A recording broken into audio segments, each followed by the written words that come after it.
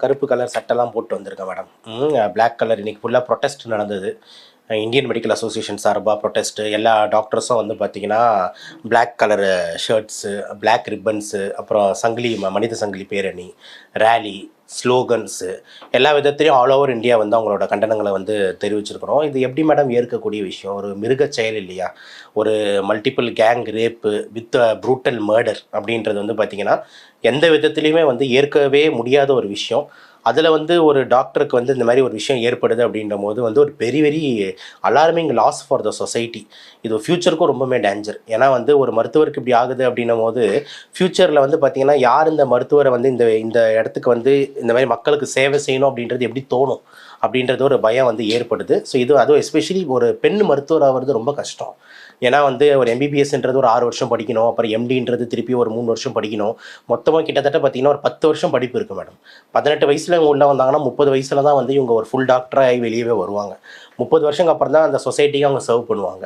அப்போ இந்த 30 வயசுக்கு அப்புறம் அவங்க சர்வ் பண்ணி ஆரம்பிக்கும் போது இவ்வளோ பெரிய பிரச்சனைகள், ப்ரூட்டல் மர்டர், ரேப்பு நடக்கிறது வந்து பார்த்திங்கன்னா, ஒரு டாக்டராக வந்து ரொம்பவும் மனசு வலிக்குது.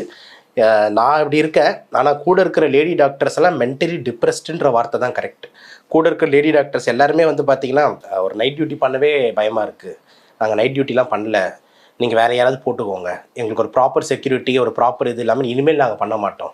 இந்த இடத்துல வந்து நாங்கள் இருந்தால் என்ன ஆகிறது? இந்த இடத்துல வந்து என்னோடய பொண்ணு இருந்தால் என்ன ஆகிறது? அப்படின்னு சொல்லிட்டு எல்லா லேடி டாக்டர்ஸுமே மென்டலி அஃபெக்டடாக இருக்காங்க, மென்டலி டிப்ரெஸ்டாக இருக்காங்க இந்த இஷ்யூனால். நாங்களும் வந்து கூட நிற்கிறோம். அது ரொம்ப ரொம்ப வந்து கண்டிக்கத்தக்க மிருக செயல். It is a total psychotic behaviour madam. Not a normal psychotic behaviour அப்படின்றது தான் பார்க்குறேன். ஆக்சுவலி நியூஸ்லலாம் ஃபஸ்ட்டு என்ன சொன்னாங்கன்னா, ஒருத்தர் தான் வந்து இந்த மாதிரி ப்ரூட்டலாக ரேப் பண்ணி மர்டர் பண்ணிட்டாங்க அப்படின்ற மாதிரி சொன்னாங்க. அது போக அந்த மெடிக்கல் ரிப்போர்ட்டில் 150 ml வந்து ஸ்பெர்ம் எடுத்தாங்க அப்படின்ற மாதிரி சொல்கிறாங்க. ஸோ ஒருத்தர் வந்து பண்ணியிருந்தா எப்படி சார் அவ்வளோ ஸ்பெர்ம் கலெக்ட் பண்ணி? சிம்பிள் லாஜிக் தானே மேடம். ஒருத்தர்ன்றது இந்த கேஸில் இல்லைன்னே தெரியுது. அப்போ அந்த ராயின்னு ஒருத்தர் வந்து அக்யூஸ் பண்ணியிருக்காங்க. ஒருத்தர்ன்றது வந்து வாய்ப்பே கிடையாது மேடம். ஏன்னா ஒருத்தர் இவ்வளோ தூரம் டேமேஜ் ஒரு பொண்ணோட உடலில் க்ரியேட் பண்ணவே முடியாது. மேபி ஒரு வாரம் 2 வாரம் வச்சு செஞ்சுருக்காங்க அப்படின்னா அது வேறு விஷயம். ஒரே நைட்டில் ஒரு 2 மணி நேரத்தில் வந்து ஒருத்தர் இவ்வளோ இன்ஜுரிஸ் அந்த போஸ்ட்மார்ட்டம் ரிப்போர்ட் படிக்க நம்ம கண்ணிலேருந்து கண்ணி தான் வருது. ஓகேங்களா? ஏன்னா இப்போ பாருங்கள், பல்லாலேயே கடித்து ஒரு 100 கிராம் சதையை ஒருத்தன் பிடுங்கி எடுத்திருக்கான் அப்படின்னா அது எவ்வளோ மோசம். ஓகேங்களா? நாயெல்லாம் வச்சு கொள்கிறோம், நாய் கடிச்சிருச்சுன்ட்டு. அப்போ நீ யாருன்ற நான்? ஓகேங்களா? அப்படி சிங்கமா நீ அதை பிடிச்சி பிடுங்குற? அசிங்கமாக இல்லையா உனக்கு அப்படின்றதெல்லாம் கேட்க தோணுது. பல்லாலேயே வந்து கடித்து எல்லா பகுதியிலும் இருக்கிற அந்த பொண்ணோட சதையெல்லாம் பிடுங்கி எடுத்திருக்கானுங்க ஒரு கும்பல். இது ஒரு சைடு. இன்னொரு சைடு பாருங்கள், ஒரு கேர்ளுக்கு ப்ரொடெக்ஷன் என்னும் போது அந்த இதில் வந்து அந்த ஹிப் ஜாயிண்ட் அந்த காலை தான் இப்படி மூடுவாங்க. ஐயோ அப்படின்னு சொல்லிட்டு அந்த காலை தான் மூடுவாங்க. அந்த காலையே நீ இப்படி பண்ணி உடச்சிட்டியே.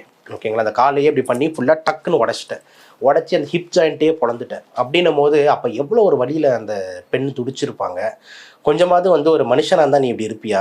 அப்போ நீ எவ்வளோ ஒரு ட்ரக் அடிக்ட்டு, அப்போ நீ எவ்வளோ ஒரு சைக்காட்டிக், இதெல்லாம் கண்டிப்பாக யோசிக்க தோணுது. ஒரு நார்மல் இண்டிவிஜுவல்னால இப்படிலாம் பண்ண முடியாது. கண்டிப்பாக ஒரு டீப்லி சைக்காட்டிக்கு ப்ளஸ் ஒரு ட்ரக் அடிக்ட்ஸ்னால தான் இந்த மாதிரி ஒரு விஷயத்த செய்ய முடியும். இந்த மாதிரி பார்த்து ஆனந்தப்படுறதுன்றது இல்லைனா வந்து ஒரு சைக்காட்டிக்னு ஏன் சொல்கிறேன்னா, சில சைக்கோ கும்பல்கள் இருக்குது, துன்புறுத்தி அதில் வந்து ஒரு ப்ளஷரை காண்றது. அந்த மாதிரி ஒரு குரூப் தானே நீ உடச்சிருக்க. ப்ளஸ் வந்து ஒருத்தர் இதை பண்ணியிருந்தா ஒரு ஆவரேஜாக ஒரு ஆண்மகனுக்கு வந்து ஒரு வாட்டி எஜாக்குலேட் பண்ணாங்கன்னா 5 ml 7 ml தான் வரும். அதுக்கு மேலே வராது. ரொம்ப நாள் பண்ணாமல் பயங்கரமாக வந்துச்சுன்னா கூட வந்து 10 ml தாண்டாது. ஓகேங்களா? 140 ml அப்படின்ற மாதிரி ஆங்கிள் எடுத்துக்கிட்டாங்கன்னா மினிமம் ஒரு 6-7 பேர் இல்லாமல் கண்டிப்பாக வாய்ப்பே கிடையாது. ஓகேங்களா? சார் 2 வாட்டி பண்ணியிருப்பாரா, ஒரு 3 வாட்டி பண்ணியிருப்பாரா? ஒரே ஆள் 3 வாட்டி 2 மணி நேரத்தில் எப்படி மேடம் பண்ண முடியும்? கண்டிப்பாக வந்து அது முடியாது. ஓகே, ஸோ கண்டிப்பாக இட் இஸ் அன் கேங். கண்டிப்பாக ஒரு 6 பேர் 7 பேர் வந்து பார்த்தீங்கன்னா பண்ணியிருப்பாங்க. அப்படி பண்ணாதனால தான் வந்து 140 ml. யோசிச்சு பாருங்கள், ஒரு பொண்ணை நீ உடச்சி அதை எலும்பையே உடச்சி இந்த கால் இதுவே உடச்சி அதுக்கப்புறம் வந்து ஒரு 6 பேர் பண்ணியிருக்கீங்க. இறந்ததுக்கப்புறமும் ஒருத்தன் பண்ணியிருக்கான். அந்த ராயின்றவன் இறந்ததுக்கப்புறமும் பண்ணியிருக்கான்.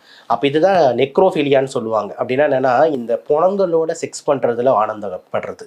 இந்த நிறைய இடத்துல ஒரு சில இதுலலாம் வந்து பார்ப்போம், போஸ்ட்மார்ட்டம் ரூம்லேயே இருப்பானுங்க. அந்த ரூமில் வந்துட்டு ஒருத்தர் டெட் பாடி வந்துச்சுன்னா உடனே அந்த டெட் பாடி கூட வந்துட்டு உடல் உறவு வச்சுக்கிறதுக்கு அவங்களுக்கு ஒரு ஆனந்தம் வரும்.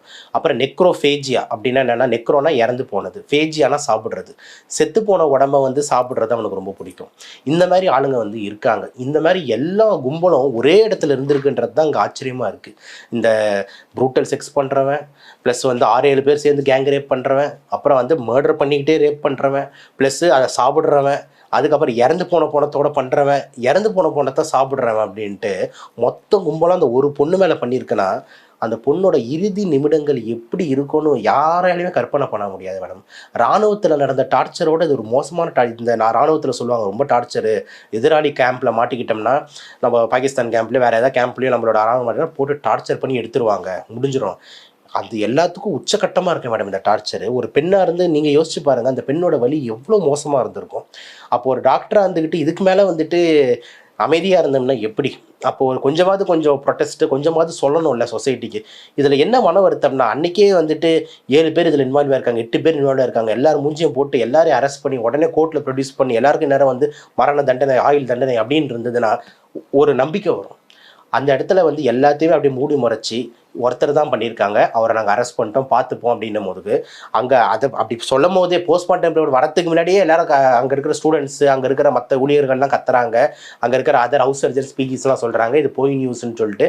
ஏன்னா எங்கள் டாக்டர்ஸ்க்கு ஏகப்பட்ட குரூப்ஸ் இருக்குது, அந்த குரூப்பில் அவங்க சேட் பண்ணுறது எல்லாம் வருது நம்மளுக்கு. அந்த சேட் பண்ணுறது எல்லாத்துலேயுமே வந்து வர்றது எல்லாமே என்ன சொல்கிறாங்க, இல்லை சார் ஆல்ரெடி அங்கே ஒரு கேங் இந்த மாதிரி வந்து இருக்குது, அந்த கேங்கு வந்து இந்த பொண்ணு வந்து அந்த கேங் வந்து பார்த்தீங்கன்னா பொண்ணுங்களை இந்த மாதிரி செக்ஸ் டார்ச்சர் கொடுக்கறது, அதே மாதிரி வந்து பார்த்தீங்கன்னா இந்த மாதிரி அவங்க ட்ரக் அடிக்ஸ், ட்ரக்ஸ் சப்ளை பண்ணுறது, இது எல்லாமே அந்த கேங் பண்ணிட்டு இருக்கு.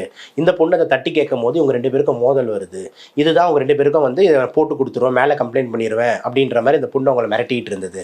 அது எல்லாம் சேர்த்து வச்சு இதை செஞ்சுட்டானுங்க அப்படின்றது மாதிரி வந்துட்டு நியூஸு ஸ்டூடெண்ட்ஸே அங்கே இருக்கிற ஸ்டூடெண்ட்ஸே வந்து பகிர்றாங்க, சொல்கிறாங்க. எல்லாமே குரூப்பில் வந்து அவங்க அனுப்புகிற மெசேஜஸ் வண்டியாக படிக்கிறோம்.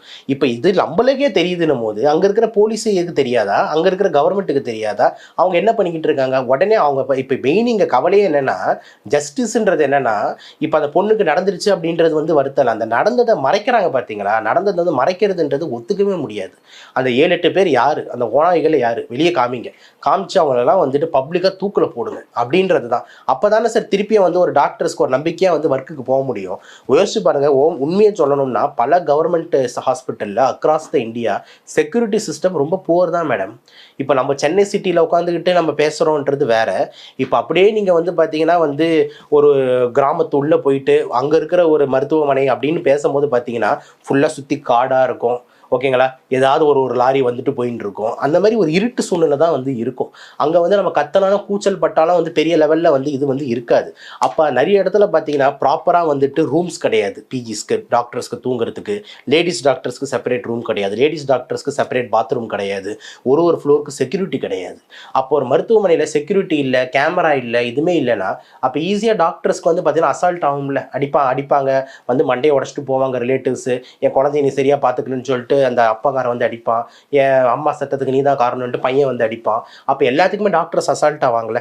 அப்போது இந்த மாதிரி விஷயத்தெல்லாம் தான் நம்ம வந்து தட்டி கேட்கணும், இந்த விஷயத்து மூலயமா வந்து ஸ்ட்ரென்தன் பண்ணணும் அப்படின்ட்டு வந்து ஆசைப்படுறோம். அது ரொம்ப ரொம்ப முக்கியம். ஆனால் டாக்டர்ஸோட நல்லெண்ணத்தை இதில் புரிஞ்சுக்கோங்க. இவ்வளோ நடந்ததுக்கு அப்புறமும் யாருமே எமர்ஜென்சி சர்வீசஸ் பார்க்க மாட்டோம் அப்படின்ட்டு நிற்கலை. இந்தியன் மெடிக்கல் அசோசியேஷன் விட்டது கூட எமர்ஜென்சி சர்வீசஸ் வில் கண்டினியூ. வெறும் வந்து பார்த்தீங்கன்னா ஓபிடி, அதாவது டேரெக்டாக வர புறநோயாளி பேஷண்ட்ஸை மட்டும்தான் இன்றைக்கி வந்து நாங்கள் புறக்கணிக்கிறோம் அப்படின்ட்டு தான் வந்து சொல்லியிருக்காங்க. அதுவுமே ஒரு சில பேர் வந்து கொஞ்சம் வயசானவங்களாம் வந்தால் அவங்கள பார்த்துருவோம் அப்படின்றாங்க. அப்போது நல்ல எண்ணத்தாங்க நம்ம புரிஞ்சுக்கணும். இப்போ இன்றைக்கி கூட வந்து கவர்மெண்ட்டில் நம்ம வந்து காலைல கூட போயிட்டு வரோம், வயசான பேஷண்ட் ஒருத்தவங்க வந்து ஹார்ட் அட்டாக்னு வராங்க, எடுத்து பார்க்குறாங்க, ஆக்சிடென்ட்டாகி ஒரு கேஸ் வருது, எடுத்து பார்க்குறாங்க. இப்போ எல்லாருமே வந்துட்டு நாங்கள் பேஷண்ட்ஸை பார்க்க மாட்டோம் அப்படின்ட்டு உட்காந்தோம்னா எத்தனை உயிர் போகும் மேடம்? அப்போ உயிரை காக்கிற இடத்துல இருக்கிற அந்த டாக்டருக்கு நீங்கள் வந்து மரியாதை கொடுக்கணும், இல்லைன்னா நீங்கள் வந்து அவங்களை கடவுளாக பார்க்கணும், டெய்லி அவங்க காலில் தொட்டு கும்பிடணும். இதெல்லாம் யாருமே எதிர்பார்க்கலையே. என்ன எதிர்பார்க்கணும்? ஐயோ எங்களை அடிக்காதையா, எங்களை கேவலமாக திட்டாதையா, எங்களை கொலை பண்ணாதையா, எங்களை கற்பழிக்காதையா, இவ்வளோ தானே எதிர்பார்க்குறோம். இது கூட வந்து ஒரு சொசைட்டியில் வந்து கொடுக்க முடியாது, கொடுக்க மாட்டோம் அப்படின்னா என்ன ப்ரொடெக்ஷன் இருக்குது? இப்போ என் கூட இருக்கிற லேடிஸ் டாக்டர் எல்லாருமே சொல்கிறாங்க நைட் டியூட்டி நாங்கள் பார்க்க மாட்டோம், நைட் டியூட்டி நாங்கள் வந்து விரும்பலை அப்படின்ட்டு. அன்லெஸ் அண்ட் அன்டில் வந்து இது எல்லாமே ஸ்ட்ரென்தன் ஆகிற வரைக்கும் நைட் டியூட்டி வேணாம் சார், பயமாக இருக்குது, மென்டலி அஃபெக்டட் அந்த வேர்டை யூஸ் பண்ணுறாங்க, வி ஆர் மென்டலி அஃபெக்டட் அப்படின்றாங்க. அப்போ நீங்கள் யோசிச்சு பாருங்கள், 150 mlன்றது வந்து பார்த்தீங்கன்னா அதான் சொல்கிறேன், நான் திருப்பி சொல்லிக்கிட்டு இருக்கேன், ஒரு மனுஷனுக்கு வராது. யானையோ குதிரைக்கு தான் வரும் ஓகேங்களா. அது கூட 50 ml தான் வரும், 100 ml தான் வரும், 150 ml வராது ஓகேங்களா. 150 ml வருது அப்படின்றது பார்த்தீங்கன்னா வந்து it is an brutal gang rape and gang murder. அதை ப்ரொடெக்ட் பண்ணுறதுக்கு ஒரு கும்பலும் இருக்குது. இது வந்து ரொம்ப ரொம்ப கண்டிக்கத்தக்க செயல். இதை வந்து இமீடியட்டாக ஜஸ்டிஸ் வரணும். மீடியாஸ் எல்லாமே இதை கையில் எடுத்திருக்காங்க. கவர்மெண்ட் நோட்டீஸ்க்கு போயிருக்கு. சிபிஐக்கு கேஸ் வந்து மாறி இருக்கு.